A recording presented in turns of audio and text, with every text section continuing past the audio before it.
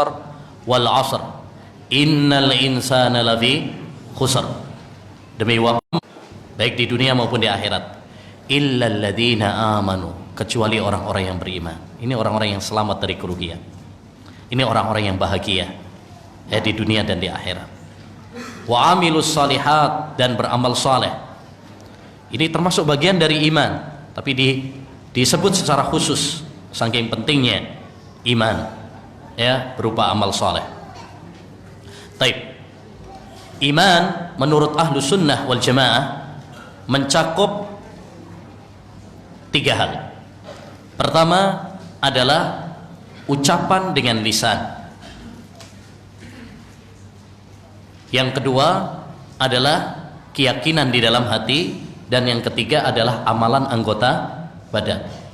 Dan 3 hal ini digabung oleh Nabi SAW dalam hadis Abu Hurairah radhiyallahu an. Kata Nabi alaihi salatu wassalam, al-imanu bid'un wa sab'una syu'bah, a'laha qawlu la ilaha illallah wa adnaha imatatul adha anit tariq wal haya'u syu'batun minal iman. Kata Nabi alaihi salatu wassalam, iman itu memiliki 70 lebih. Bid'ah itu 3 sampai 9, berarti 73 lebih ya cabang. Cabang yang paling tinggi adalah qaulu la ilaha illallah, ucapan la ilaha illallah. Berarti ini berbentuk apa? Ucapan dengan lisan. Wa adnaha imatatul adha anit tariq, dan tingkatan iman yang paling rendah adalah menyingkirkan gangguan dari jalan. Yani kalau ada paku misalkan atau ada kayu ya di jalan, kemudian kita singkirkan, atau ya bangkai tikus atau kucing tabrak lari biasanya kita singkirkan, itu termasuk bagian dari iman. Dan ini perbuatan. Nah, ini nyingkirkan kan berarti butuh tangan, butuh kaki ya kan untuk berjalan. Taib. Wal haya'u syu'batun minal iman. Lalu kata Nabi, dan sifat malu itu adalah termasuk keimanan. Dan malu tempatnya di dalam hati. Berarti dalam hadis ini mencakup 3 hal ya, ucapan dengan lisan ya, amalan anggota badan, dan juga ya keyakinan atau amalan dalam hati. Jadi iman itu mencakup luas. Mencakup luas. Makanya kata Nabi di sini 73 lebih. Walaupun perincian 73 ini tidak disebutkan oleh Nabi. Para ulama berijtihad untuk menentukannya. Ada buku yang ditulis oleh Imam Al-Baihaqi, judulnya Syu'abul Iman, sekitar 15-an jilid. Ya, itu tentang memerinci kira-kira 70 cabang iman itu apa aja. Ya, itu ijtihad para ulama. Ya, mereka mencari 73 itu apa saja. Ya, membaca Al-Qur'an, berbakti kepada orang tua, sholat. Ya, itu juga termasuk bagian dari iman. Jadi iman itu luas. Iman itu luas. Kita meyakini, kita akidah meyakini iman kepada Allah, iman kepada malaikat, itu termasuk iman, bahkan inti dari iman. Ya, kita berzikir kepada Allah, bersolawat kepada Nabi, membaca Al-Quran, adzan, ya, taklim seperti ini termasuk juga iman. Kita berbuat baik kepada orang lain, sedekah, berakhlak yang mulia, itu juga termasuk iman. Jadi iman itu luas sekali. Ya, iman luas sekali. Baik berupa ucapan maupun perbuatan maupun amalan anggota badan ataupun amalan hati manusia. Dan termasuk keyakinan Ahlus Sunnah wal Jamaah juga bahwasanya iman itu bertambah dan berkurang. Bertambah kalau seorang melakukan amal kebaikan, ya, ketaatan kepada Allah Subhanahu wa taala, dan berkurang apabila mereka melakukan maksiat dan dosa. Di antara dalil yang menyebutkan hal ini surat Al-Anfal ayat yang kedua. Di situ ada halaman 33. Kata Allah Subhanahu wa taala, "Innamal mu'minuna alladzina idza dzukirallah wajilat qulubuhum wa idza tuliyat 'alaihim ayatuhu zadatuhum imana." Sesungguhnya orang-orang yang beriman itu apabila disebut Allah Subhanahu wa taala, hati mereka bergetar. dan apabila dibacakan kepada mereka ayat-ayatnya, iman mereka bertambah. Ini menunjukkan bahwasanya iman itu apa? Bertambah. Salah satunya adalah dengan membaca Al-Quran, berzikir kepada Allah Subhanahu wa ta'ala.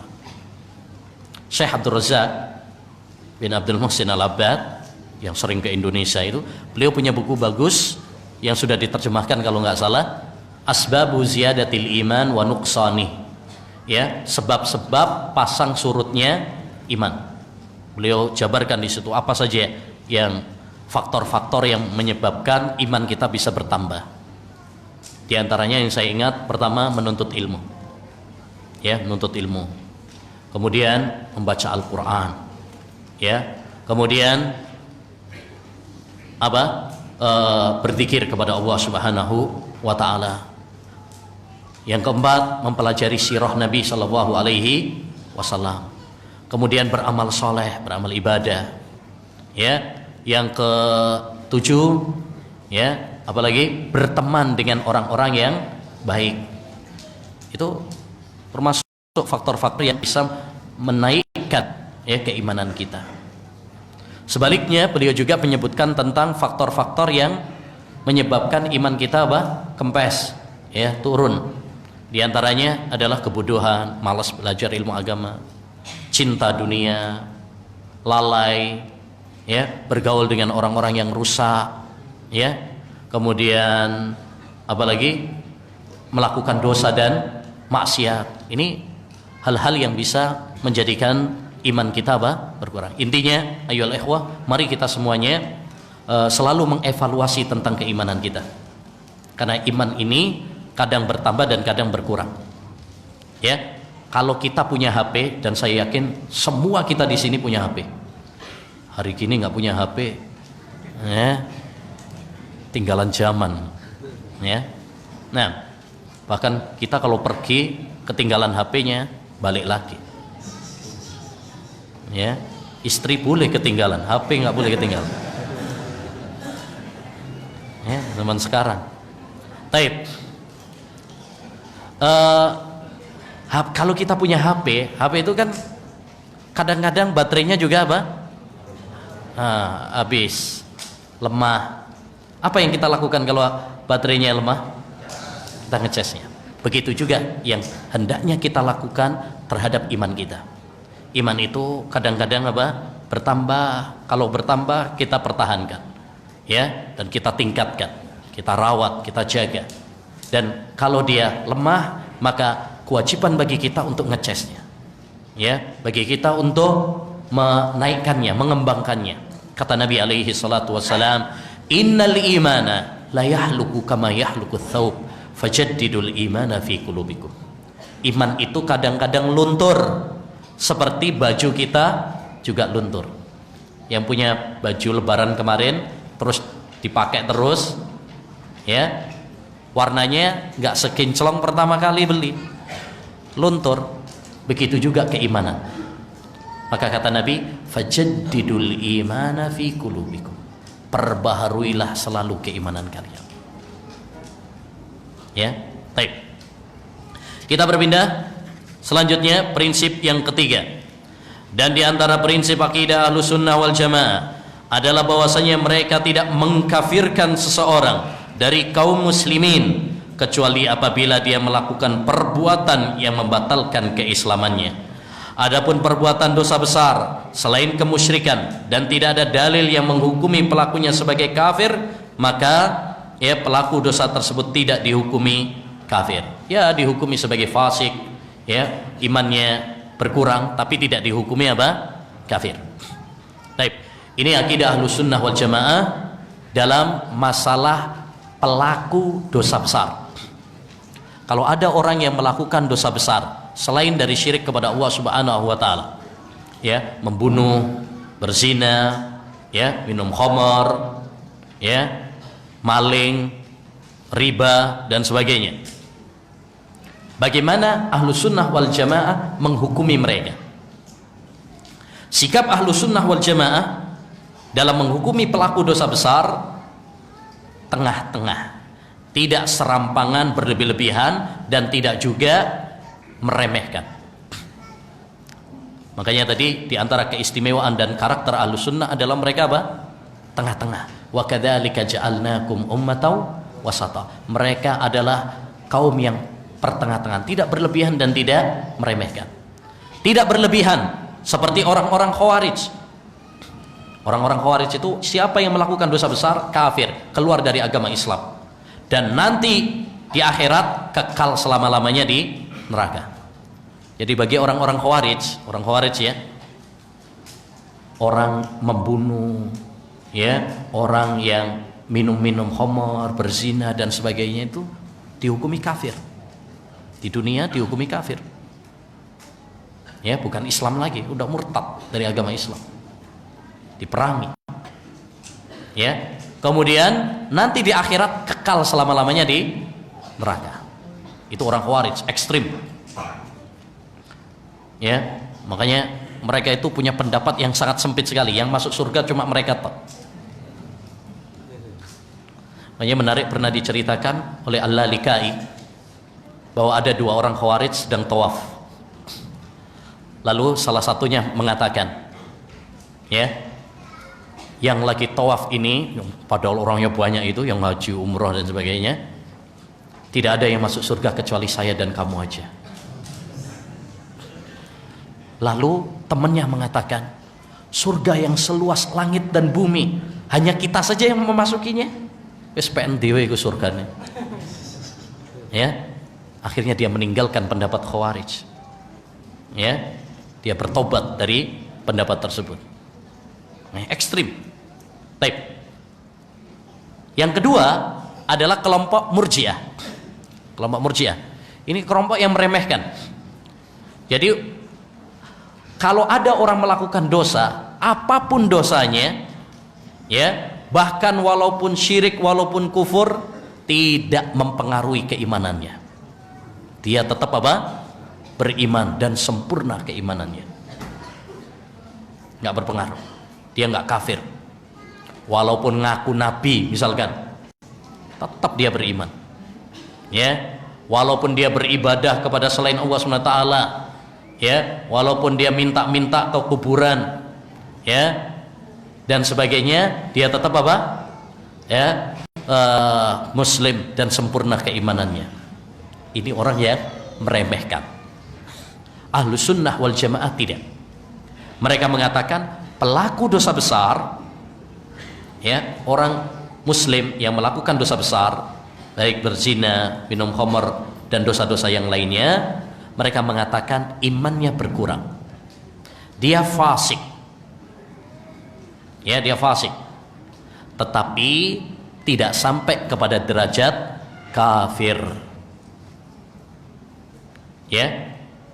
Buktinya Allah Subhanahu wa taala berfirman dalam surat Al-Hujurat, "Wa in ta'ifatani minal mu'minina tatalu fa aslihu bainahuma." Apabila ada dua kelompok, ya, dari kalangan orang-orang yang beriman yang saling berperang, bunuh-bunuhan, fa aslihu bainahuma, maka damaikanlah antara keduanya. Di situ kita tahu bahwasanya saling berperang, saling bunuh-bunuhan itu termasuk dosa besar. Tidak ada perselisihan dalam masalah ini. Tapi perhatikan kata Allah Subhanahu wa taala, wa in ta'ifatani minal mu'minin. Dua kubu dari orang yang beriman. Allah masih menyebut mereka apa? Beriman. Allah enggak menyebut mereka kafir.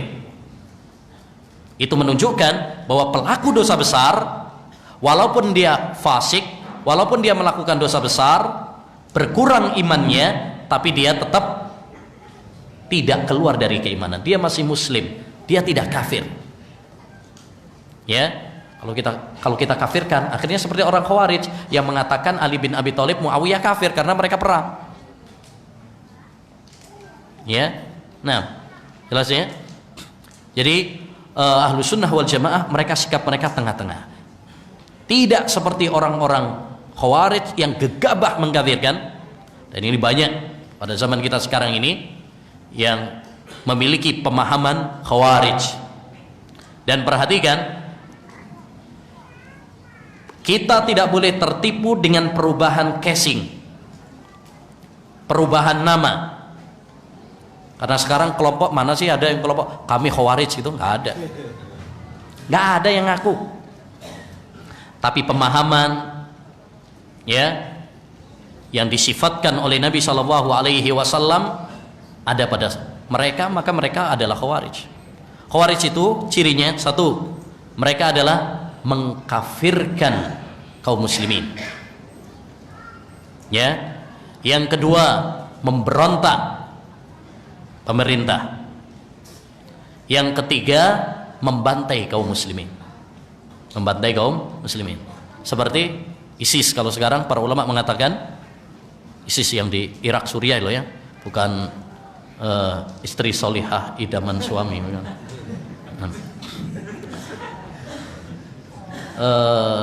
Apa namanya yang kelompok Khawarij. Para ulama mengatakan ISIS itu adalah Khawarij karena sifat-sifat yang disampaikan oleh Nabi ada pada mereka.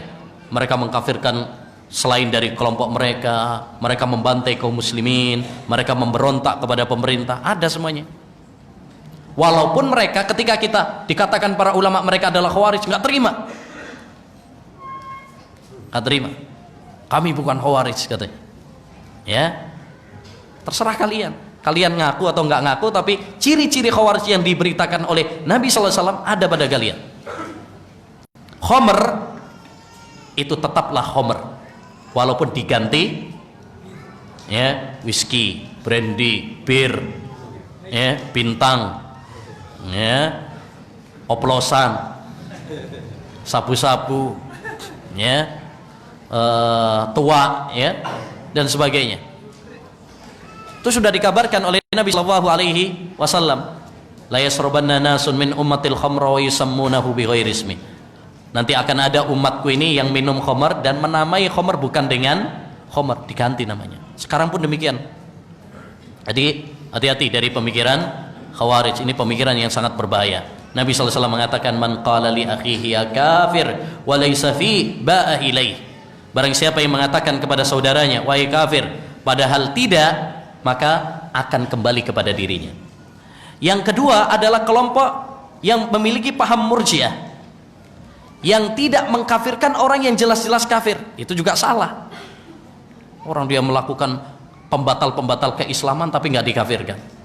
Lebih parah lagi di zaman kita ini Pak, tidak mengkafirkan Yahudi dan Nasrani yang jelas-jelas dikafirkan. Ini memiliki pemahaman apa? Murjiah. Walaupun kalau kita katakan kalian itu pahamnya murjiah, nggak terima mereka. Terserah, ya terima atau nggak terima, tapi itu adalah paham murjiah, yaitu meremeh dalam masalah takfir, yaitu tidak mengkafirkan orang-orang yang jelas dikafirkan oleh Allah dan Rasulnya. Ya, ini juga keliru. Jadi akidah Ahlussunnah wal Jamaah ini jelas dalam masalah ini. Ya, tengah-tengah antara paham Khawarij dan paham Murji'ah.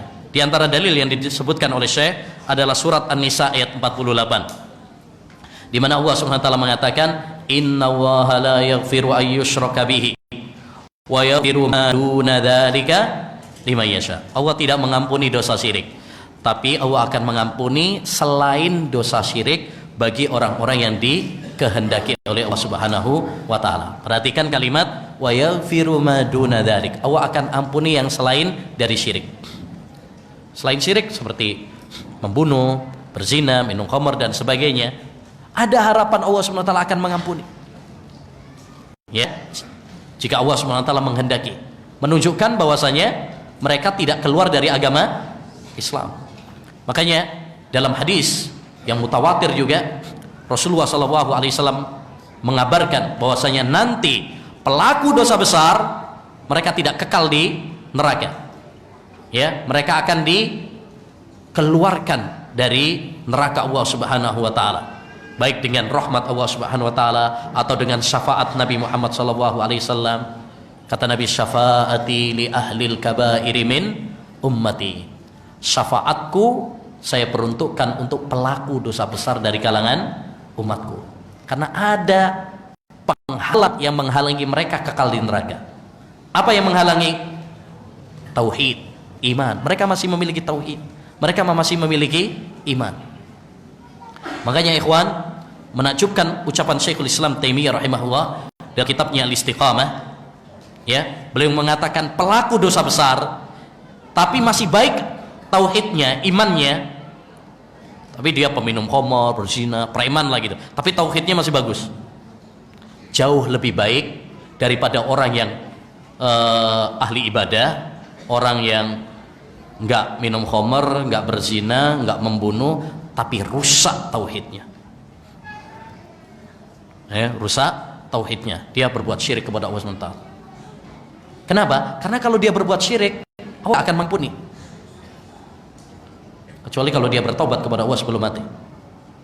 Tapi kalau perbuatan-perbuatan dosa selain syirik, masih ada harapan Allah akan mengampuninya walaupun dia nggak bertobat. Walaupun dia nggak bertobat. Kalau bertobat mah semuanya juga diampuni sama Allah Subhanahu wa taala. Asalkan taubatnya taubat nasuha, bukan taubat sambel. Taib. Yang keempat,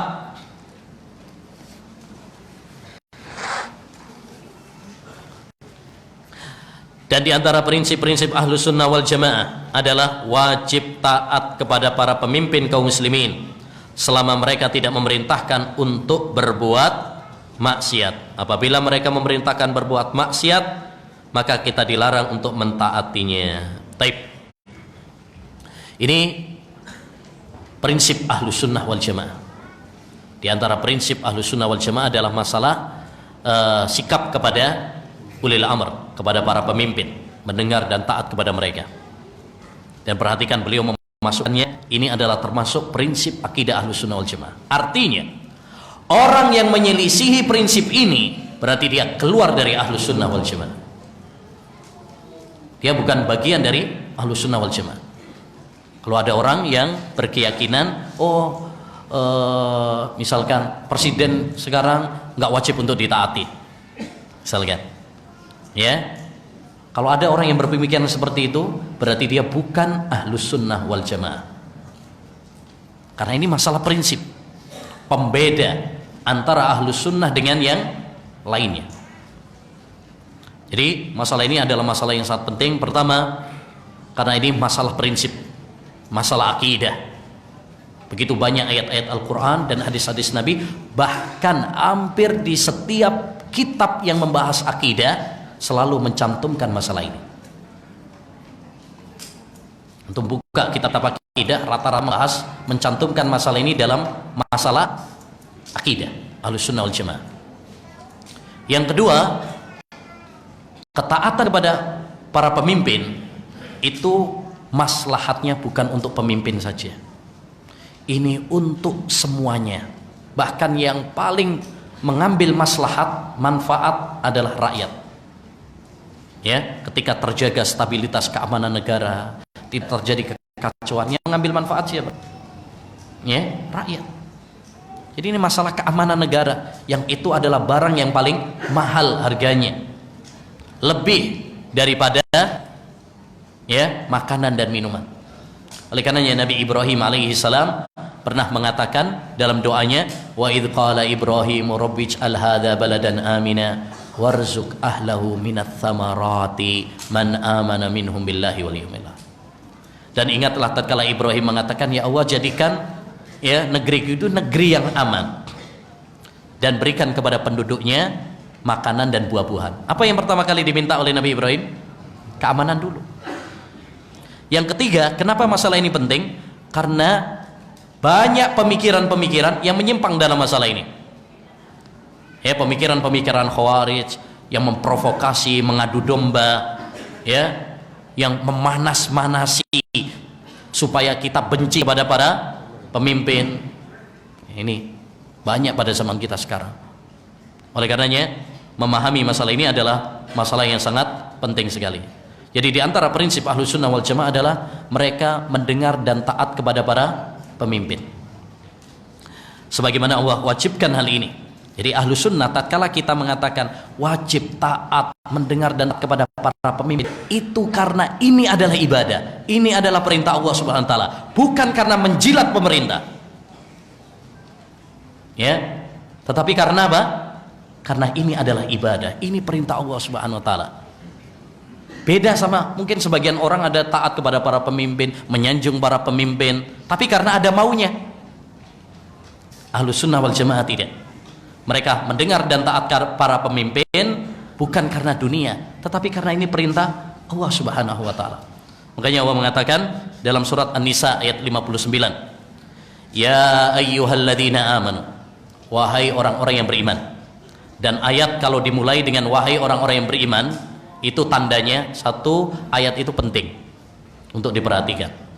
Kata sahabat Abdullah bin Mas'ud, idza sami'ta Allaha yaqul ya ayyuhalladzina amanu fa'ar'iha sam'ak. Kalau kamu melihat Allah Subhanahu wa taala berfirman di dalam Al-Qur'an, wahai orang-orang yang beriman, pasang telingamu baik-baik. Artinya apa? Ayat itu adalah ayat yang penting sekali untuk diperhatikan. Ya, yang kedua, ayat yang dimulai dengan wahai orang-orang yang beriman merupakan konsekuensi keimanan. Artinya kalau kalian benar-benar beriman, maka kalian akan melaksanakan perintahku dalam ayat ini. Kalau kalian tidak melaksanakan perintahku dalam ayat ini, berarti curigai keimanan kalian, periksa keimanan kalian. Ya, wahai orang-orang yang beriman, taatlah kalian kepada Allah, taatlah kalian kepada Rasul, wa ulil amri minkum, dan ulil amri kalian. Ulil amri, penafsiran para ulama mencakup dua hal, ulama dan umara. Ulama dan umara. Jadi wajib bagi kita untuk taat kepada para pemimpin, karena itu masuk dari kata ulil amri yang kita diperintahkan oleh Allah untuk taat kepada mereka. Walaupun perhatikan, ketaatan kita kepada para pemimpin itu dengan catatan, tidak secara mutlak ya, dengan catatan selagi perintahnya tidak bertentangan dengan perintah Allah dan Rasulnya. Makanya dalam ayat ini antum perhatikan, ya ayyuhalladzina amanu atiullaha, ada atiunya, wa atiur rasul, ada atiunya, ada atiu, taatlah. Tapi ketika wa ulil amri minkum, ada apa tidak? Nggak ada, nggak pakai wa atiu ulil amri. Kenapa? Karena kalau ketaatan kepada Allah itu mutlak, ketaatan kepada Rasulullah mutlak. Nggak mungkin Allah dan Rasulnya memerintahkan yang maksiat, itu nggak mungkin. Tapi kepada ulil amri Allah nggak mutlak, ya, nggak pakai wa atiu, nggak pakai. Kenapa? Karena ketaatan kepada ulil amri hanya dalam kebajikan. Ya, kalau itu maksiat tidak boleh bagi kita untuk mentaatinya. Sebagaimana kata Nabi, la ta'ata li makhlukin fi maksiatil khaliq. Tidak ada ketaatan kepada makhluk dalam hal maksiat kepada Allah Subhanahu wa taala. Oleh karenanya, undang-undang pemimpin atau peraturan-peraturan pemimpin, perintah-perintah pemimpin, maka tidak keluar dari tiga hal.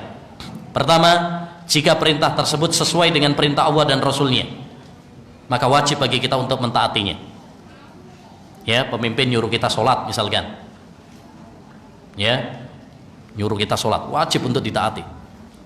Yang kedua, kalau peraturan tersebut bertentangan dengan syariat, dengan perintah Allah dan Rasulnya, haram bagi kita untuk mentaati. Ya, ini menunjukkan bahwa kita taat kepada pemimpin itu nggak secara mutlak, gitu ya. Ya, lihat-lihat juga. Ya, misalkan, kalau misalkan nyuruh untuk yang perempuan nggak boleh pakai jilbab misalkan, ada peraturan seperti itu, nggak boleh ditaati karena itu bertentangan dengan ya syariat, bertentangan dengan Allah dan Rasulnya. Type yang ketiga, peraturan-peraturan yang tidak ada dalil yang memerintahkannya tapi juga itu bukan maksiat, seperti peraturan lalu lintas, itu nggak ada dalil yang memerintahkannya. Dulu lampu merah, lampu kuning belum ada zaman Nabi. Ya. Tapi apakah itu sebuah maksiat juga bertentangan dengan Allah dan Rasulnya? Enggak juga. Mana dalil yang mengatakan itu adalah maksiat? Enggak ada juga. Ya. Taib. Dalam aturan-aturan seperti ini, maka wajib bagi kita untuk mentaatinya. Tetap wajib. Andaikan kita hanya taat pada poin yang pertama, yaitu cuma yang kalau ada dalilnya dari Allah dan Rasulnya, terus apa fungsinya ada pemimpin? pemimpin itu ya fungsi utamanya adalah untuk mengatur kemaslahatan. Dan ketika peraturan-peraturan itu dibuat, itu adalah untuk kemaslahatan manusia. Ya, supaya nggak tabrakan, supaya tertib, ya. Karena menjaga nyawa itu juga termasuk kemaslahatan yang sangat dijaga dalam syariat Islam. Termasuk peraturan misalkan kalau mau nikah harus dicatat di KUA. Ya, itu peraturan pemimpin untuk kemaslahatan. Maka nggak boleh nikah siri, itu nggak boleh.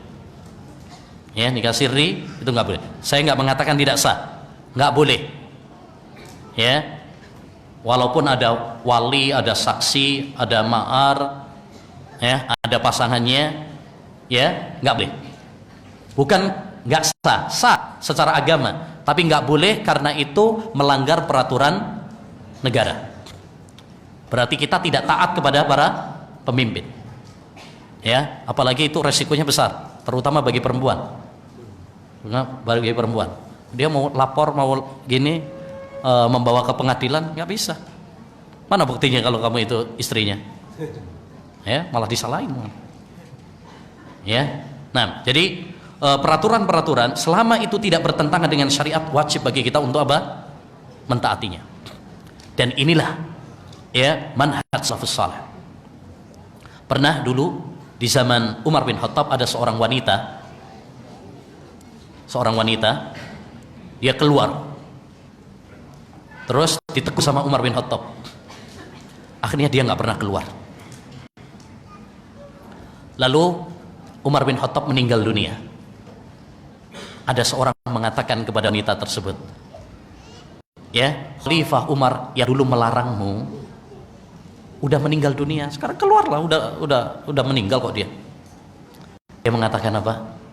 Ya, bagaimana mungkin saya taat kepadanya saat masih hidup, sekarang saya melanggarnya ketika dia telah meninggal dunia. Jadi walaupun udah meninggal dunia, saya akan tetap taat kepadanya. Masya Allah. Pernah juga menarik juga Imam Ibnu Sirin, pernah dipenjara karena dia banyak utangnya, di penjara. Pegawai yang jaga penjara apa namanya? Sipirnya.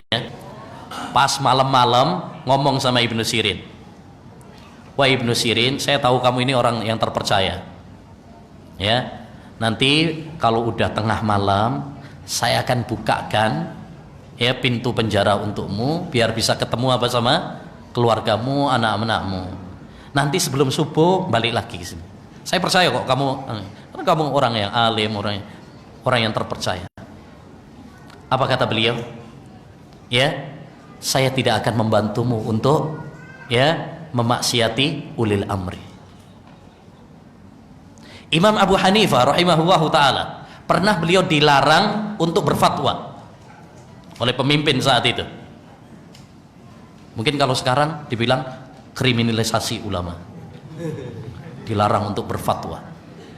Ya, Imam Abu Hanifah rahimahullah pernah dilarang untuk berfatwa. Sehingga suatu saat pas bulan Ramadan, anaknya gusinya mengeluarkan darah, putrinya. Maka dia mengatakan, wahai ayahku, apakah puasa saya tetap sah karena saya mengeluarkan darah? Dia mengatakan apa? Tanyakan kepada sahabat saya Hammad ibnu Salamah, karena Amir pemimpin telah melarang saya berfatwa. Padahal ini cuma di rumah ini, nggak ada yang tahu juga kalau dia ngasih jawaban. Tapi begitulah para ulama salaf. Mereka apa? Menjadikan hal ini sebagai ibadah, prinsip, ya, bukan karena menjilat kepada para pemerintah, bukan karena untuk mencari dunia, bukan. Ya, dan termasuk sikap ahlu sunnah kepada para pemimpin adalah apa? Menghormati mereka. Kata Nabi alaihi salatu wassalam, as-sultanu dhillullahi fil ard. Para pemimpin itu adalah naungan Allah di muka bumi. Faman akramahu akramahu. Siapa yang memuliakannya, maka Allah akan memuliakan. Wa man ahanahu ahanahu. Siapa yang menghinakan para pemimpin, maka Allah akan menghinakan. Nggak boleh kita menghina para pemimpin, mencela para pemimpin, apalagi membongkar aibnya di muka umum di media, haram. Ini bukan prinsip Ahlus Sunnah wal Jamaah. Oleh karenanya saya ingatkan kepada para ikhwan, ya, yang sekarang banyak berdebat di media sosial dan sebagainya tentang pemilu udah mulai panas, ya. Yang dibolehkan oleh para ulama itu cuma sekedar masalah, ya, walaupun ada khilaf, ya, ada perbedaan. Para ulama yang membolehkan itu cuma pada taraf membolehkan untuk nyoblosnya, untuk mengambil madharat yang lebih ringan. Bukan berarti membolehkan yang lebih daripada itu, untuk nyerang, ya, lawan calon yang dia pilih, menghinakannya, apalagi kalau dia masih presiden, nggak boleh. Itu bukan manhaj salaf, ya. Atau menjadi juru kampanyenya, atau menjadi saksi nanti dalam pemilunya, itu di luar dari yang dibolehkan oleh para ulama, ya. Dan dakwah kita bukan dakwah yang menyibukkan diri dengan politik. Dakwah kita adalah membina umat, mengajak mereka kembali pada Al-Quran dan Sunnah, karena inilah sumber perubahan yang sebenarnya. Perubahan bukan perubahan dengan pemilu, ya. Perubahan yang sebenarnya adalah perubahan dengan Al-Quran dan Sunnah Nabi Sallallahu Alaihi Wasallam. Ya, kalau memang ada perselisihan dengan para ulama, yang diperbolehkan hanya sebatas untuk memilih yang lebih ringan. Itu pun para ulama sudah debat, gitu ya. Debat. Ada yang membolehkan, ada yang enggak. Ya.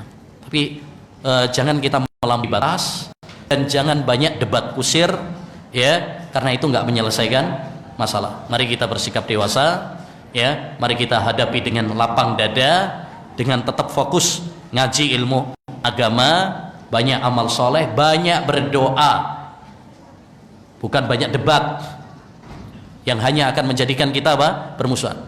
Mendingan kita banyak berdoa, banyak beribadah kepada Allah Subhanahu wa taala. Semoga Allah Subhanahu wa taala memberikan pemimpin yang terbaik untuk kita. Semoga Allah Subhanahu wa taala menjaga stabilitas keamanan negara kita. Ini yang paling penting, ya, sehingga kita bisa beribadah dengan nyaman. Dan yang paling penting juga, sikap kita kepada para pemimpin adalah kita mendoakan kebaikan untuk mereka. Kita doakan.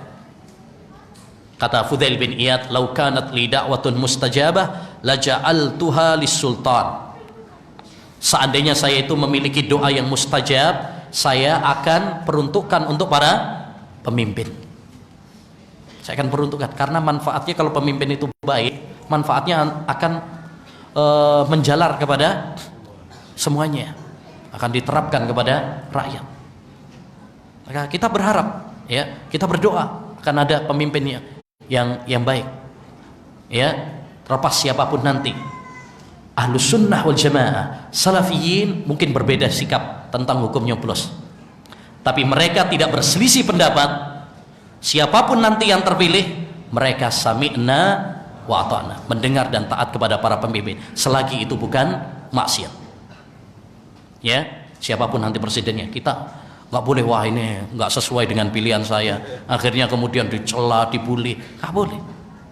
Kita nggak boleh seperti orang-orang awam yang fanatik, ya, yang menjadikan itu sebagai al-wala wal bara. Siapa yang sesuai dengan pilihannya, maka dia adalah temannya. Siapa yang tidak sesuai dengan pilihannya, maka dia adalah musuhnya. Sehingga betapa banyak pada zaman kita sekarang ini, kita diadu domba, diprovokasi, ya. Hubungan dengan masyarakat retak, dengan sahabat retak, dengan tetangga retak, ya, dengan keluarga retak. Kadang-kadang suami istri beda pilihan juga retak. Repot juga. Nah, beda-beda ini. Taib. Selanjutnya, prinsip yang kelima, dan diantara prinsip-prinsip Ahlus Sunnah wal Jamaah adalah haramnya memberontak terhadap pemimpin kaum muslimin apabila melakukan hal-hal yang menyimpang, selama hal tersebut tidak termasuk amalan kufur. Nah, jadi ini termasuk prinsip Ahlus Sunnah wal Jamaah, yaitu tidak memberontak para pemimpin. Sebagaimana disebutkan oleh Nabi Sallallahu Alaihi Wasallam, kharaja min amirihi jibron famata mitatan jahiliyah.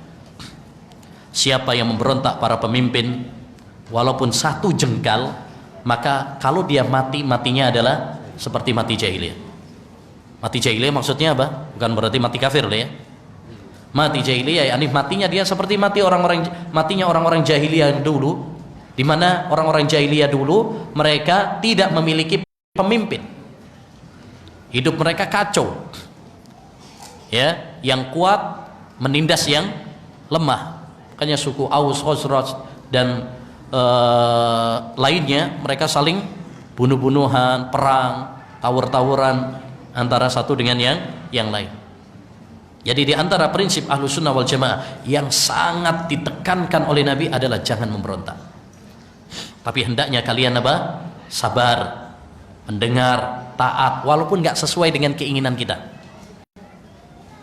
Ini termasuk wasiat Nabi SAW, wasiat perpisahan dan wasiat dalam Hajjatul Wada.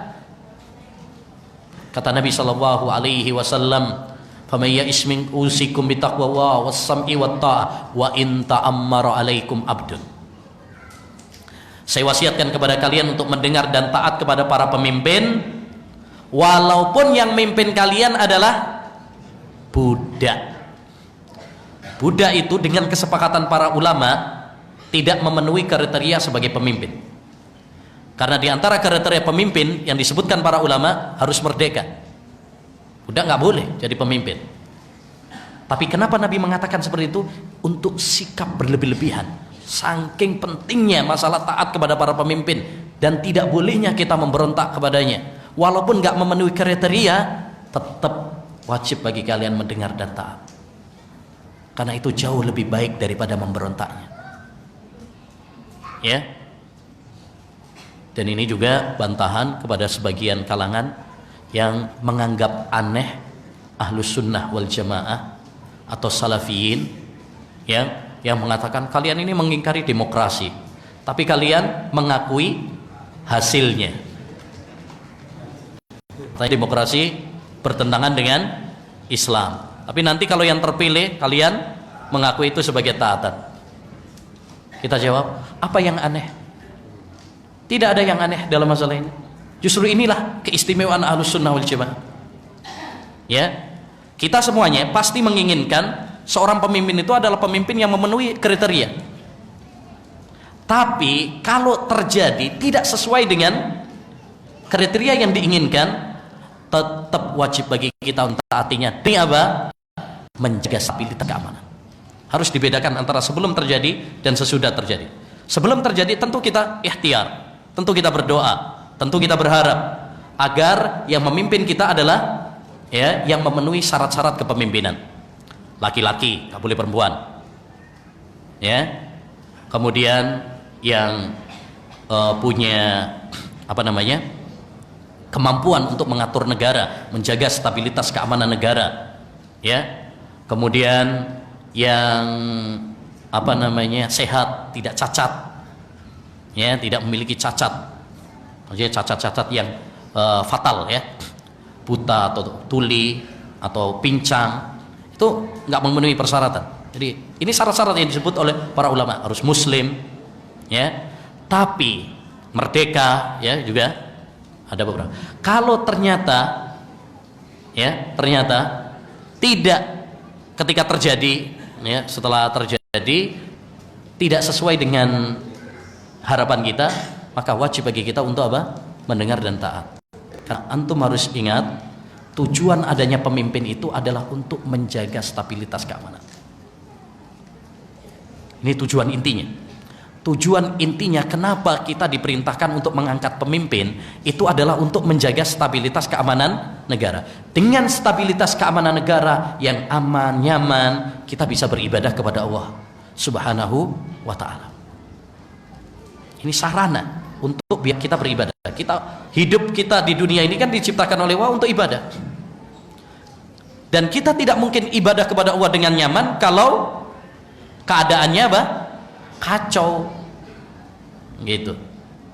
Maka mendingan kita bisa beribadah kepada Allah Subhanahu wa ta'ala daripada kita nggak bisa beribadah kepada Allah Subhanahu wa ta'ala, ya. Nah, jadi ini prinsip Ahlussunnah wal Jamaah, tidak memberontak kepada para pemimpin walaupun itu sesuai dengan kriteria. Ya, misalkan dalam sejarah Indonesia juga ada yang nggak memenuhi kriteria. Ya, di antara kriteria dalam Islam harus laki-laki. Pernah di Indonesia perempuan. Itu nggak memenuhi kriteria sebenarnya. Pernah di dalam sejarah Indonesia juga nggak memenuhi kriteria. Karena apa? Cacat. Padahal syaratnya dalam Islam itu harus sehat, tidak boleh cacat yang parah. Ya. Nah, jadi ini semuanya ikhwan kalau untuk ya kriteria yang normal. Tapi kalau terjadi sesuatu yang tidak sesuai dengan keinginan kita, tidak sesuai dengan kriteria Islam, maka untuk menjaga keselamatan, untuk menjaga stabilitas keamanan, tetap kita untuk wajib ya untuk taat kepada mereka. Apalagi sejarah telah menjadi saksi, tidak ada pemberontakan dan kudeta kecuali menghasilkan ya kerusakan yang lebih parah. Lihat Suriah, lihat Lebanon, ya Mesir, Yaman dan sebagainya.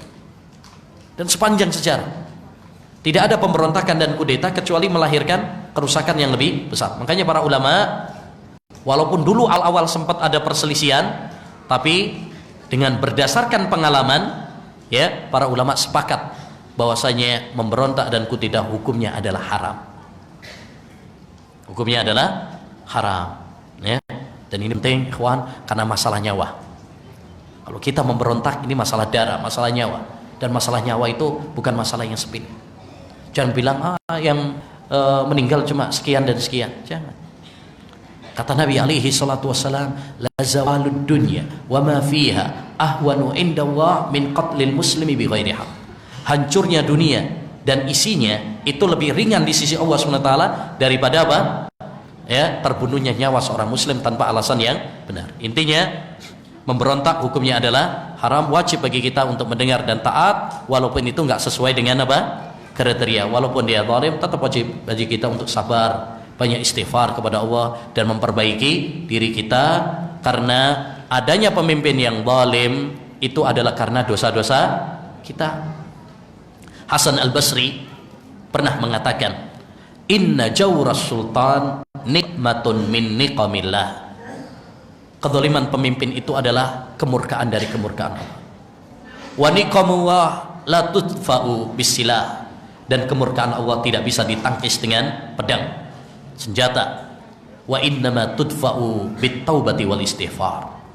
Tetapi bisa ditangkis dengan apa? Taubat dan istighfar kepada Allah Subhanahu wa ta'ala. Maka kalau kita ingin pemimpin yang baik, mari kita menjadi rakyat yang baik. Kama takunu yuwalla alaikum. Pemimpin kalian adalah potret dari kalian. Ya, pernah seorang datang kepada Ali bin Abi Thalib. Seorang Khawarij datang kepada Ali bin Abi Thalib memprotes Ali bin Abi Thalib. Wahai Ali, kenapa pemerintahanmu kok kacau? Gak seperti zamannya Abu Bakar dan Umar. Ya. Sekarang kadang orang itu sering menangisi masa lalu. Enakan zaman biyen. Ya, enakan zaman kuto. Ya kan? Banyak orang seperti itu. Baik. Kenapa zamanmu kacau? Nggak seperti zamannya Abu Bakar dan Umar. Mendingan zamannya Abu Bakar dan Umar dulu. Apa jawaban Ali bin Abi Thalib? Ya benar, enakan zamannya Abu Bakar dan Umar. Tahu kenapa? Li'anna rijala Abi Bakrin wa Umar ana wa amsali wa rijali anta wa amsaluka. Karena rakyatnya Abu Bakar dan Umar itu orang-orangnya seperti saya. Sedangkan rakyat saya orang-orangnya seperti ente. Ya. Jadi semuanya tergantung kepada kualitas apa? Rakyat. Maka kalau sekarang pengen perubahan, ya jadilah rakyat yang baik supaya diganti oleh Allah Subhanahu wa ta'ala pemimpin yang lebih baik. Begitu. Baik. Selanjutnya, prinsip yang keenam, dan di antara prinsip Ahlussunnah wal Jamaah adalah bersihnya hati dan mulut mereka terhadap para sahabat Rasul sallallahu alaihi wasallam.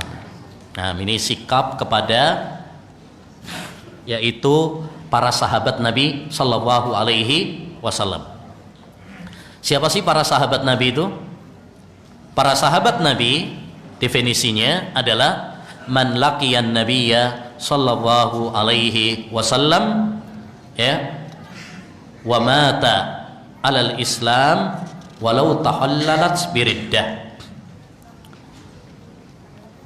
Sahabat adalah seorang yang berjumpa dengan Nabi, siapapun yang berjumpa dengan Nabi dan dia beriman dengan Nabi dan mati dalam keadaan iman Islam walaupun pernah murtad. Walaupun pernah murtad tapi dia matinya dalam keadaan Islam.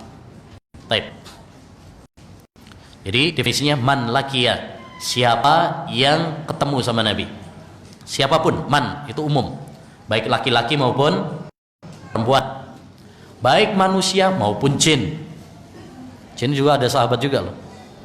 Makanya ada jin yang beriman kepada Nabi SAW. Cuma kita nggak ngerti nama satu-satunya. Menarik, ada sebuah buku yang ditulis aliran sesat Al-Ibadiyah, ya, Mu'jamus Sahaba minal Jin, kamus daftar sahabat Nabi SAW dari kalangan jin. Nggak tahu dari mana ini, kok punya daftarnya. Baik. Jadi siapapun yang ketemu dengan Nabi SAW, termasuk menurut pendapat yang kuat Nabi Isa alaihissalam, itu termasuk sahabat karena dia ketemu sama Nabi, beriman kepada Nabi dan mati dalam keadaan Islam. Ketemu sama Nabi, di mana ketemunya? Isra Mi'raj, pernah ketemu sama Nabi SAW dan dia beriman kepada Nabi. Makanya Nabi mengabarkan nanti Isa alaihissalam turun di akhir zaman pakai syariatnya siapa? Syariatnya Rasulullah dan mati dalam keadaan Islam. Oleh karenanya Imam Adz-Dzahabi dalam bukunya Tajrid Asma'is Sahabah, daftar nama-nama sahabat, beliau memasukkan Nabi Isa sebagai sahabat. Nabiyyun wa sahabiyyun laqiyan Nabiyya sallallahu alaihi wasallam lailatal Isra wal Mi'raj. Dia adalah seorang nabi, dia juga seorang sahabat Nabi. Karena ketemu sama Nabi di malam Isra dan Mi'raj. Taib. Berjumpa, bukan melihat ya. Enggak mesti melihat. Karena ada sebagian sahabat itu berjumpa dengan Nabi tapi enggak melihat Nabi loh. Kayak siapa? Abdullah bin Umi Maktum. Dia sahabat. Tapi enggak melihat Nabi. Tapi berjumpa dengan Nabi. Beda antara berjumpa sama melihat. Ya, berjumpa itu enggak mesti ngelihat. Taib. Man laqiyan Nabi, siapa yang bertemu dengan Nabi. Jadi syaratnya harus bertemu dengan Nabi. Kalau dia beriman dengan Nabi tapi nggak ketemu dengan Nabi, bukan sahabat. Raja Najasyi beriman dengan Nabi tapi nggak ketemu Nabi, maka beliau bukan sahabat. Beliau dimasukkan para ulama mukhadram. Mukhadram itu masuk tabi'in. Masuk tabi'in. Taib. Jadi siapa yang bertemu dengan Nabi dan beriman, kalau ketemu tok tapi nggak beriman, bukan sahabat. Banyak itu. Abu Jahal bolak-balik ketemu Nabi. Ya, Abu Lahab. Siapa lagi? Ya, Abu Talib, Abdullah bin Ubay bin Salul, ya, tokoh munafik. Sering ketemu dengan Nabi SAW, bertemu dengan Nabi, tapi nggak beriman dengan Nabi. Maka mereka bukan sahabat. Ya, taib. Wa mata alal Islam, dan dia mati dalam keadaan Islam. Berarti kalau dia murtad, mati dalam keadaan kafir, bukan sahabat. Contohnya adalah Abdullah bin Khattal. Dia dulu pernah masuk Islam tapi murtad. Akhirnya apa? Disuruh oleh Nabi SAW untuk dibunuh. Pada saat Fathu Makkah pada tahun 8 Hijriah, ya, Nabi menyuruh para sahabat untuk mencari Ibnu Khattal dan membunuhnya. Ya, ternyata pinter dia. Dia berlindung di bawah naungan Ka'bah supaya nggak dibunuh. Mosok saya wis nak muni Ka'bah ini kan tempat yang aman. Ya, nggak mungkin Rasulullah akan membunuh saya. Akhirnya para sahabat lapor kepada Nabi. Wahai Rasul, kita ketemu sama Abdullah bin Khattal, tapi dia berlindung di bawah Ka'bah. Qala uqtulu. Pateni ya. Tetap ya. Itu khusus, hukum khusus, pengecualian. Jadi saat itu dibolehkan. Setelah itu nggak boleh lagi ada pembunuhan. Taib. Walau tahallal ridah, walaupun apa? Dia pernah murtad. Yang penting dia mati dalam dan Islam. Contohnya As'as bin Qais. As'as bin Qais itu seorang sahabat Nabi. Kemudian setelah Nabi meninggal dunia murtad. Saat mau diperangi oleh sahabat Abu Bakar As-Siddiq, masuk Islam lagi. Masuk Islam. Dan mati dalam keadaan Islam. Akhirnya para ulama mengatakan dia tetap sebagai apa? Seorang sahabat. Ya.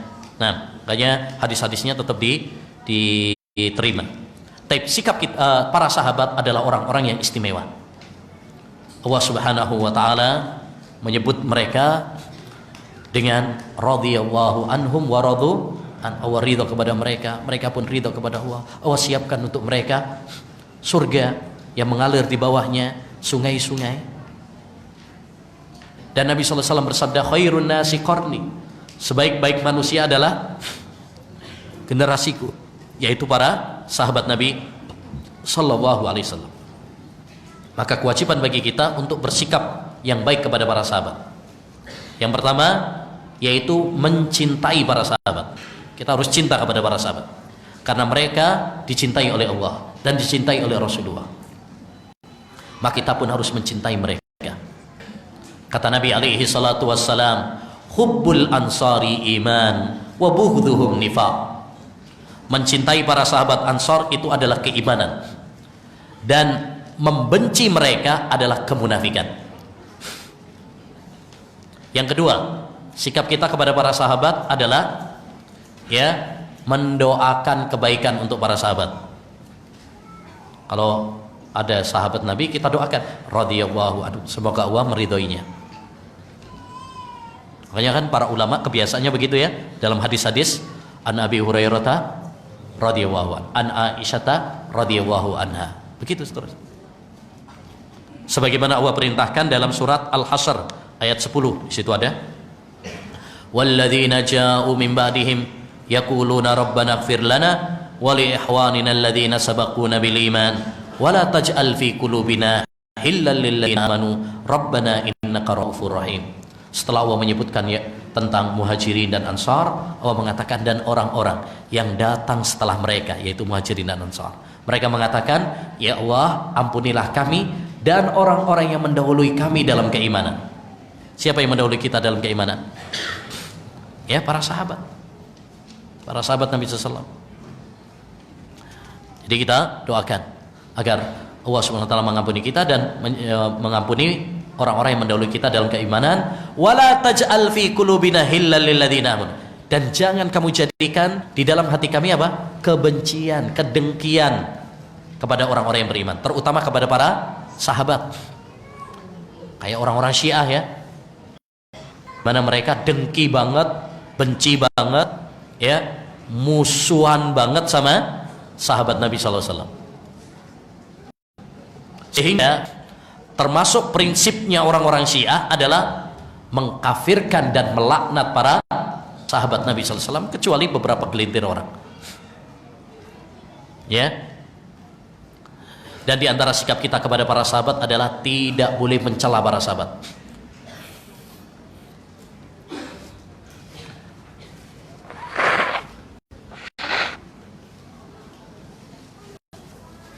Tidak boleh mencela para sahabat Nabi sallallahu alaihi wasallam. Kata Nabi alaihi salatu wasallam, la tasubbu ashabi. Jangan kalian mencela para sahabatku. Dan Nabi sallallahu alaihi wasallam bersabda, man sabba ashabi fa alaihi la'natullahi wal malaikati wan nasi ajmain. Siapa yang mencela para sahabatku, maka malaikat akan melaknatnya ya, dan manusia akan melaknatnya, dan saya pun melaknatnya. Jadi ini ancaman yang sangat keras bagi orang-orang yang mencela para sahabat, ya, semacam orang-orang Syiah, ya, termasuk Syiah zaman sekarang, ya, Syiah zaman sekarang banyak mereka yang melakukan pengkafiran dan laknat kepada para sahabat Nabi Shallallahu Alaihi Wasallam, bahkan mengkafirkan orang-orang yang mulia seperti Abu Bakar dan Umar. Ya, mereka mengatakan Abu Bakar dan Umar adalah orang kafir, ya, Yahudi, ya, berada di neraka, ya, lebih kafir daripada iblis, macam-macam. Ini orang-orang Syiah bencinya setengah mati sama Abu Bakar dan Umar, sampai pernah diceritakan oleh seorang syekh, ya, ada rombongan dari Iran ketika mau masuk Masjidil Haram gak jadi masuk karena di pintunya ada tulisan Umar. Nah, kan ada pintu-pintu itu kan, ada pintu Abu Bakar, ada pintu Umar. Nah, itu ada tulisannya Umar, gak jadi masuk. Syekh tersebut kemudian mengatakan, semoga Allah meridhoimu wahai Umar. Dulu kamu masih hidup, kata Nabi, tidak ada setan pun, ya, yang berjalan di jalan yang dilalui oleh Umar kecuali dia akan cari jalan yang lain. Sekarang kamu walaupun sudah mati, setan apa? Cari jalan yang lain. Ya, nah. Dan diantara sikap kita kepada para sahabat adalah apa? Tidak, ya, mengungkit-ungkit perselisihan yang terjadi di antara para sahabat.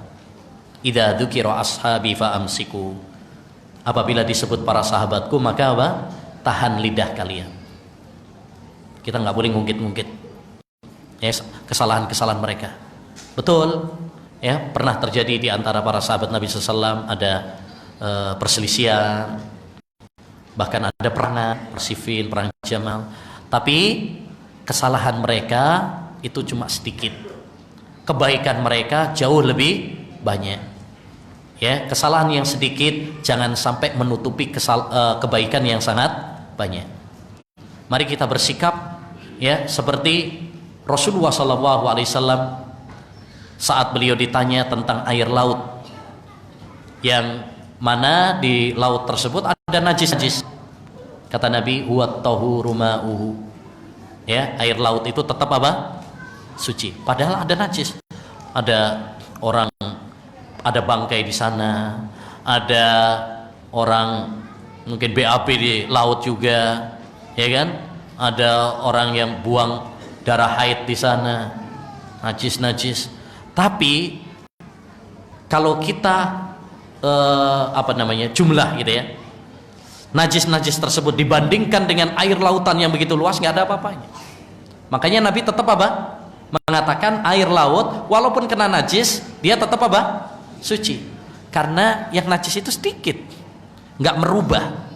Begitu pula ayyul ikhwah, kejelekan para sahabat atau kesalahan para sahabat itu cuma dikit, tidak menghilangkan kebaikan-kebaikan mereka yang begitu banyak. Baik. Dan satu hal penting yang perlu digarisbawahi, bahwa antara para sahabat dan ahli bait itu tidak ada apa? Permusuhan seperti yang digambarkan oleh orang-orang Syiah. Mereka saling mencintai, mereka saling menghormati. Ya, siapa yang menggambarkan bahwasanya antara para sahabat dan ahlul bait itu saling membenci, saling memusuhi, maka dia telah berdusta kepada ahlul bait. Nah, prinsip yang ketujuh dan diantara prinsip Ahlus Sunnah wal Jamaah adalah mencintai ahlul bait. Ahlul bait adalah istri-istri Nabi, anak-anak keturunan Nabi Sallallahu Alaihi Wasallam. Demikian juga, ya, keluarga kerabat dari Nabi Sallallahu Alaihi Wasallam dari Abdul Muthalib. Itu namanya, ya, ahlul bait. Ya, mereka yang diharamkan untuk menerima sedekah. La tahillu sadaqu li Muhammad wa ali Muhammad. Tidak halal sedekah itu untuk Muhammad, yakni Nabi Muhammad, dan, ya, Ahlul Bait Muhammad sallallahu alaihi wasallam. Makanya kalau ngaku-ngaku keturunan Nabi berarti nggak boleh nerima sodako. Ngaku keturunan Nabi tapi sodako diembat juga. Nah, ini nggak boleh. Nah, taib. Kata Nabi SAW, "Udzakkirukumullah fi ahli baiti." Saya ingatkan kalian dengan ahli baitku. Maksudnya apa? Hendaknya bagi kita untuk mencintai para ahli bait, menghormati kedudukan mereka, memuliakan mereka, karena mereka memiliki dua keutamaan. Keutamaan pertama, mereka beriman kepada Nabi, istri-istri Nabi, ya. Kemudian juga putri-putri Nabi, ya, Fatimah, ya.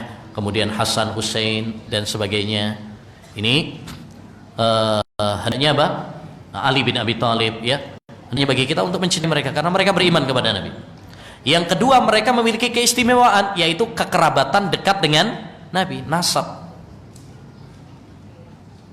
Makanya kalau ada yang dekat dengan Nabi tapi dia nggak beriman dengan Nabi, yaitu bukan ahlul bait.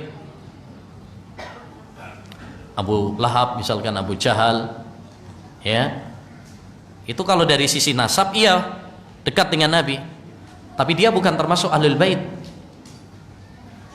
karena dia tidak beriman dengan Nabi Shallallahu Alaihi Wasallam. Maka yang paling penting adalah apa? Keimanan. Itulah kenapa Rasulullah SAW mengatakan, "Waman batta'a bihi amaluhu lam yusri' bihi nasabuhu." Barang siapa yang amalnya terlambat, maka nasabnya tidak akan bisa mempercepat dirinya. Tidak ada artinya sebuah nasab kalau seseorang, ya, tidak beriman kepada Nabi, tidak mengikuti Nabi Shallallahu Alaihi Wasallam. Jadi percuma kita ngaku-ngaku misalkan keturunan Nabi, kalau kita nggak mengikuti Nabi dengan tauhid, dengan sunnah, nggak ada artinya. Mendingan, ya, kita yang bukan keluarga Nabi tapi beriman kepada Nabi dan mengikuti Nabi sallallahu alaihi wasallam. Salman Al-Farisi itu nggak ada, bukan termasuk ahli bait, tapi dia jauh lebih baik daripada Abu Lahab, daripada Abu Jahal yang tidak beriman kepada Nabi sallallahu alaihi wasallam. Karena di mata Allah Subhanahu wa taala yang paling mulia bukan orang yang paling mulia nasabnya, bukan yang paling banyak hartanya, bukan yang paling ganteng dan cantik rupanya, tetapi yang paling bertakwa. Inna akramakum indallahi atqakum. Sesungguhnya yang paling mulia di sisi Allah adalah yang paling bertakwa di antara kalian. Baik, selanjutnya prinsip yang ke-8, halaman 42. Dan di antara prinsip-prinsip Ahlussunnah wal Jamaah adalah membenarkan adanya karamah para wali. Karomah para wali. Karomah itu adalah keluar biasaan, hal-hal yang luar biasa. Kalau para nabi namanya apa? Mukjizat. Kalau nabi ada hal yang luar biasa yang diperoleh oleh nabi, itu namanya mukjizat. Kalau itu bukan nabi, namanya karomah. Ya, itu bedanya. Tapi sama-sama luar biasa. Misalkan Nabi Musa alaihissalam mukjizatnya, ya, tongkatnya bisa berubah menjadi ular, misalkan. Kalau karomah itu kehebatan juga, sesuatu yang luar biasa, tapi dia bukan nabi, tapi wali. Ya, dan wali artinya adalah setiap orang yang beriman dan bertakwa. Itu definisi wali. Seperti yang dalam surat Yunus, Allah Subhanahu wa taala berfirman, "Ala inna awliya Allah la khaufun 'alaihim wa la hum yahzanun alladzina amanu wa kanu yattaqun." Ya, sesungguhnya wali-wali Allah itu adalah tidak ada rasa takut dan gelisah, sedih pada mereka, yaitu orang-orang yang beriman dan bertakwa. Maka setiap orang yang beriman dan bertakwa kepada Allah disebut sebagai wali Allah Subhanahu wa taala. Dan dalam menyikapi karomah ini, ya, Ahlussunnah wal Jamaah tengah-tengah antara dua kelompok. Kelompok yang pertama adalah kelompok yang mengingkari karomah. Mereka nggak percaya dengan adanya karomah. Seperti orang-orang Mu'tazilah, orang-orang Jahmiyah. Mereka nggak percaya. Mereka mengingkarinya. Baik. Kelompok yang kedua adalah kelompok yang berlebihan kepada karomah. Ini orang-orang sufi, suka khurafat. Bahkan mereka punya cerita-cerita fiktif tentang kiai mereka, tentang tokoh-tokoh mereka. Wah, ini ada yang pernah katanya, misalkan melihat Nabi, ya, Nabi sujud kepada dia. Ada lagi katanya ngelihat Nabi, ya, tapi ketika ditanya gimana ciri-cirinya Nabi, saya lihat dia pakai songkok hitam, sarungnya gajah duduk. Ada lagi ngerokok gudang geram di sana. Wah, ini bukan Nabi. Ini paijo itu paling. Kadang orang gitu ngaku-ngaku gitu ya. Padahal ketika ditanya sebutkan sifat-sifatnya Nabi, nggak nyambung sama sekali. Ya. Nah, jadi sikap Ahlussunnah wal Jamaah antara dua kelompok tadi. Makanya Ahlussunnah wal Jamaah itu selalu tengah-tengah ya. Kita menetapkan karomah itu ada. Yang Allah berikan kepada wali-wali Allah Subhanahu wa taala ada. Contoh misalkan kepada Ashabul Kahfi. Ya, mereka tidur sampai bertahun-tahun, kemudian dibangunkan oleh Allah Subhanahu wa taala. Ini bukan film Korea, bukan. Yang penuh dengan khurafatnya. Ini dicantumkan di dalam Al-Qur'an surat Al-Kahfi. Demikian juga Maryam. Ya, setiap kali Zakaria masuk ke mihrabnya, ya, tempat dia mendapati ada apa? Ya, ada makanan, buah-buahan. Padahal nggak ada yang ngirimin gitu. Banyak karomah. Di Al-Imamul Lalikai punya buku judulnya Karomatul Aulia. Di situ dicontohkan. Ada yang siapa itu, seorang tabi'in dari Yaman yang bukan Uwais Al-Qarni, yang dia mau nemui Nabi SAW, akhirnya dicegat oleh kaumnya, akhirnya dibakar, tapi nggak mati. Mirip dengan Nabi Ibrahim alaihissalam. Ya, akhirnya kemudian dia bisa nemui ke kota Madinah, tapi Rasulullah sudah wafat. Dia menemui Abu Bakar dan Umar. Lalu kata Umar bin Khattab, alhamdulillah yang memperlihatkan kepada saya dari umat ini orang yang seperti Ibrahim. Anda lupa namanya. Tapi dia termasuk tabi'in, muhadram, ya, muhadram. Itu dibakar. Ya, dibakar. Hak ini benar adanya. Ceritanya sahih. Tapi kita juga tidak berlebih-lebihan seperti orang-orang sufi. Ya. Asal aja karomah. Nah, akhirnya setiap keluar biasaan mereka, wah ini wali. Sampai ada orang gila pun disebut wali. Ini nggak tahu yang gila yang mana ini. Iya, ada orang gila dibilang ini wali. Ya, taib. Setiap orang bisa terbang. Menurut mereka, ya, kedikdayaan karomah itu adalah pokoknya bisa apa? Terbang, bisa dibacok nggak apa-apa. Ya, bukan seperti itu. Dan bedakan antara karomah dengan sihir. Itu sihir ya, seperti itu adalah sihir. Kalau karomah pertama itu nggak bisa dipelajari, berbeda dengan sihir. Kalau sihir itu dipelajari, ya bisa dipelajari, tapi nggak boleh mempelajarinya, tapi bisa dipelajari. Tapi kalau karomah itu nggak bisa dipelajari, dia mendadak diberikan oleh Allah pada momen-momen tertentu. Yang kedua, kalau karomah itu diberikan pada wali-wali Allah, ya. Kalau sihir itu diberikan kepada wali-wali syaitan. Ada buku menarik yang ditulis oleh Syekhul Islam, Al-Furqan baina awliya'ir rahman wa awliya'is syaitan. Pembeda antara wali-wali Allah dan wali setan. Yang ketiga, ya, bedanya antara karomah dengan sihir. Kalau karomah itu adalah dengan ketaatan kepada Allah Subhanahu wa taala. Dia karena beriman, dia ahli ibadah, taat, dikasih karomah. Tapi kalau sihir itu dengan melakukan hal-hal yang menerjang syariat. Ya, makanya orang kalau yang bergelut dengan ilmu hitam, sihir, perdukunan, aneh-aneh, syarat-syaratnya aneh-aneh. Gak boleh sholat 40 hari, ya, terus suruh naruh Al-Quran di WC nginjek, ya, kadang suruh Al-Quran suruh nyampuri dengan darah haid, kadang-kadang maaf agak jorok. Itu syarat-syarat dari apa? Dari tukang sihirnya, dari jin, dari setan. Ada istilah kalau di biasanya orang kalau kedukun atau sihir ada istilahnya buntut tikus, ya, itu untuk pelaris katanya.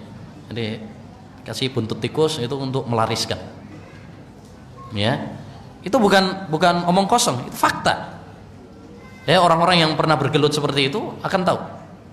Ada yang kadang celana dalam suruh masukkan, ya, campur bakso, ben enggak gurih, ya. Itu karena syarat dari siapa? Dari setan, ya, kawan. Dari setan, ya. Naudzubillah min dzalik. Makanya benar kata Imam Syafi'i rahimahullah, idza ra'aita syahsan yatir wa fawqa ma'il bahri yasir wa lam yakif ala hududis syar'i fa'lam annahu mustadrajun bid'i. Kalau kamu lihat ada orang bisa terbang, ada orang bisa berjalan di atas air, tapi dia tidak berpegang teguh dengan Al-Quran dan Sunnah, maka dia adalah orang yang istidraj, yang dimanjakan oleh Allah agar dia tetap di dalam kesesatan. Hati-hati, ya, kayak lu yang masuk TV malahan siapa, Limbat atau siapa itu yang katanya udah tobat sih, ya, dilindus nggak apa-apa, ya, dibacok nggak apa-apa. Sekarang juga banyak orang pamer ilmu kebal, ya, coba, oh saya pengen nyoba, ya. Ilmu kebal itu, ya, nggak ada pada dalam syariat Islam. Rasulullah pas perang Uhud luka kok, terluka, keluar darah. Rasulullah SAW berarti nggak pakai ilmu kebal, itu Rasul. Jadi ilmu kebal itu dari sihir, dari setan, ya. Orang-orang yang seperti itu bacakan ayat kursi, kabur jinnya, mati dia. Benar, ya. Ada cerita seorang belajar ilmu kebal, nyuruh temannya untuk nyoba, suruh nyoba, ternyata dibacain surat Yasin. Tak bacain surat Yasin, ternyata apa? Ya, mati. Masuk polisi sak loncone. Suruh nyoba, ya sajanya yo gak masuk polisi ya. Ya. Kayak kemarin di mana Kalimantan juga pernah yang pas apa itu namanya? Wisuda ilmu tenaga dalam dilindes mobil, nggak taunya mati. Itu sing tanggung jawab siapa itu? Gurunya yang tanggung jawab itu, ngajari gak tepai. Makanya kita kalau mau memondokkan, hati-hati, selek juga pondoknya, ya. Jangan mondokkan pulang, ya, langsung jadi wali, pinter melet, pinter santet malahan, naudzubillah. Baik, selanjutnya prinsip yang ke-9, dan diantara prinsip-prinsip Ahlus Sunnah wal Jamaah adalah mereka berdalil selalu mengikuti, bahwa dalam berdalil selalu mengikuti apa yang datang dari kitab Allah dan sunnah Rasulullah sallallahu alaihi wasallam. Nah, ini yang sudah kita sampaikan di awal. Salah satu ciri khas Ahlus Sunnah wal Jamaah adalah mereka berpegang teguh dengan dalil. Mereka berpegang teguh dengan Al-Quran dan sunnah Nabi sallallahu alaihi wasallam, karena mereka yakin Al-Quran dan hadis itulah yang membuat mereka selamat, ya, di dunia dan selamat di akhirat. Dzalikal kitabu la raiba fi. Inilah Al-Qur'an yang tidak ada keraguan. Inna hadzal qur'ana yahdi lillati hiya aqwam. Sesungguhnya Al-Qur'an ini memberikan petunjuk kepada jalan yang paling lurus. Kalau kita ingin bahagia, kalau kita ingin selamat, pegang teguh Al-Qur'an dan Sunnah. Segala perselisihan, segala perbedaan kembalikan kepada Al-Qur'an dan Sunnah. Manakala kita berpegang teguh dengan Al-Qur'an dan Sunnah, kita akan selamat. Taraktu fikum amrain lan tadillu in tasamtum bihima, kitaballahi sunnah. Saya tinggalkan kepada kalian dua perkara yang jika kalian berpegang teguh dengannya, kalian tidak akan tersesat selama-lamanya, yaitu Al-Qur'an dan Sunnahku. Adapun jika kita meninggalkan Al-Qur'an, meninggalkan Sunnah Nabi SAW, maka kita akan tersesat. Kata Syekhul Islam Taimiyah, man faraqad dalil dhalla sabil. Siapa yang meninggalkan dalil, maka dia akan tersesat jalan. Oleh karenanya, ciri khas ahlu sunnah wal jamaah adalah mereka sangat berpegang teguh dengan Al-Quran dan Sunnah. Yang mereka ikuti adalah Quran, hadis. Nggak peduli omongan orang. Ya. Bahkan mereka lebih mendahulukan Al-Quran dan hadis, walaupun ya berbeda dengan orang, walaupun meninggalkan ucapan orang. Berbeda dengan ahlul bid'ah, mereka berpegang dengan ucapan orang tapi meninggalkan dalil. Ya, nah, jadi kewajiban bagi kita adalah untuk kembali kepada Al-Quran dan hadis. Taib. Dan di penutup beliau di situ menyebutkan bahwa di antara sikap Ahlus Sunnah wal Jamaah adalah mereka memiliki sifat-sifat yang mulia, akhlak yang mulia. Dan ini kebiasaan para ulama ya. Kebiasaan para ulama dalam kitab-kitab akidah menutup dengan pembahasan akhlak. Antum lihat dalam kitab Aqidah Wasithiyah atau Aqidatus Salaf Ashabil Hadis atau Syarhus Sunnah Al-Muzani, ya, dan yang lain-lainnya dari kitab-kitab akidah, selalu para ulama itu menutup pembahasannya dengan kitab-kitab dengan pembahasan akhlak. Ini menunjukkan apa? Pertama, bahwa akhlak itu masalah yang penting, tidak boleh dianggap sebagai hal yang sepele. Kadang-kadang orang, sebagian ikhwan mengatakan yang penting ku akidah, manhaj, akhlak nomor sekian. Ya, akhlak itu juga bagian dari akidah. Akhlak itu adalah bagian dari akidah. Ya, yang tidak boleh kita pisah-pisah. Siapa yang menganggap bahwasanya akhlak bukan dari bagian dari salaf, yang penting akidahnya, yang penting manhaj, kalau akidah ya nggak terlalu penting, ini berarti orang nggak ngerti tentang manhaj salaf. Para ulama itu ya, kita manhaj salaf itu luas, baik dalam masalah akidah, baik dalam masalah ibadah, baik dalam masalah akhlak. Maka kita harus memberikan perhatian kita kepada masalah akhlak ini. Terutama saya tekankan untuk kita yang udah ngaji, ikhwan akhwat yang udah ngaji, tolong perhatikan akhlak. Karena sorotan masyarakat ya biasanya adalah dalam masalah akhlak.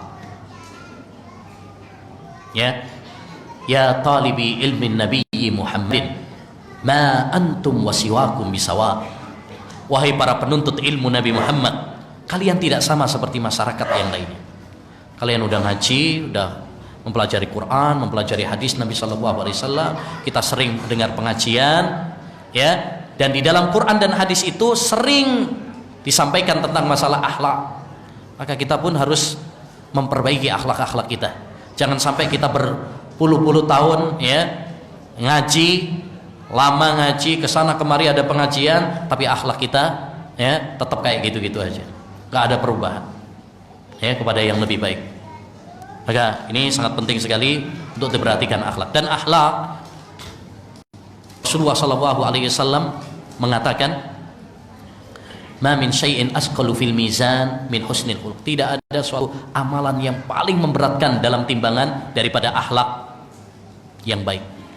Dan Nabi sallallahu alaihi wasallam mengatakan, ya, inna min ahabbikum ilayya wa aqrabikum minni majlisan yaumal qiyamah ahasinakum akhlaqa. Orang yang paling, ya, saya cintai di antara kalian dan paling, ya, dekat tempat duduknya di surga dengan saya adalah orang yang paling baik akhlaknya. Dan Rasulullah SAW juga pernah bersabda, ana zaimun bi baitin fi a'lal jannah liman hasuna khuluquhu. Saya menjamin sebuah rumah di surga bagi orang yang baik akhlaknya.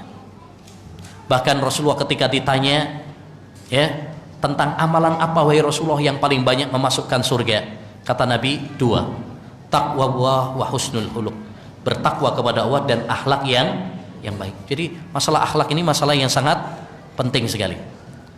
Dan akhlak ada dua macam. Pertama, akhlak kepada Allah Subhanahu wa taala, yaitu dengan membenarkan berita-beritanya, melaksanakan perintahnya, menjauhi larangan-larangannya, dan sabar terhadap takdir yang Allah Subhanahu wa taala berikan kepada kita. Yang kedua, akhlak kepada sesama manusia. Kepada sesama manusia. Dan akhlak kepada sesama manusia terkumpul pada tiga hal: badlun nada, wa kafful adha, wa talaqatul wajh.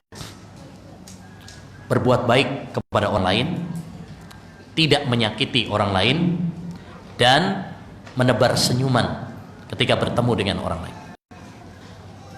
Badlun nada, berbuat baik kepada orang lain, baik dengan omongan, kita berbuat baik. Kalau ngomong itu enak gitu.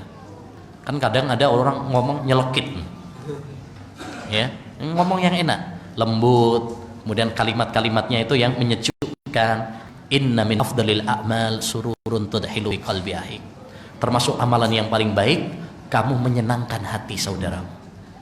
Masya Allah, kita punya teman, kita ngomong yang baik, itu sudah amalan yang paling baik.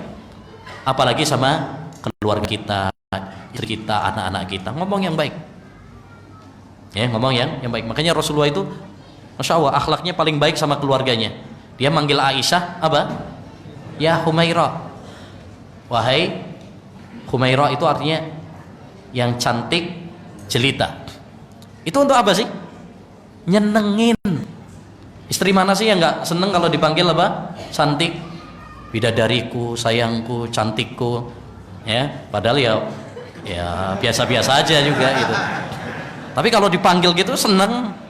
Kita juga kan gitu, gantengku misalkan seneng walaupun nggak ganteng gitu kan. Menyenangkan untuk menyenangkan orang lain, ya. Taib. Yang kedua, menyenangkan juga dengan apa? Dengan harta kita bantu, dengan tangan kita, ya, tenaga kita. Kata Nabi, khairun nas anfa'uhum linnas. Sebaik-baik manusia adalah yang memberikan manfaat kepada orang lain.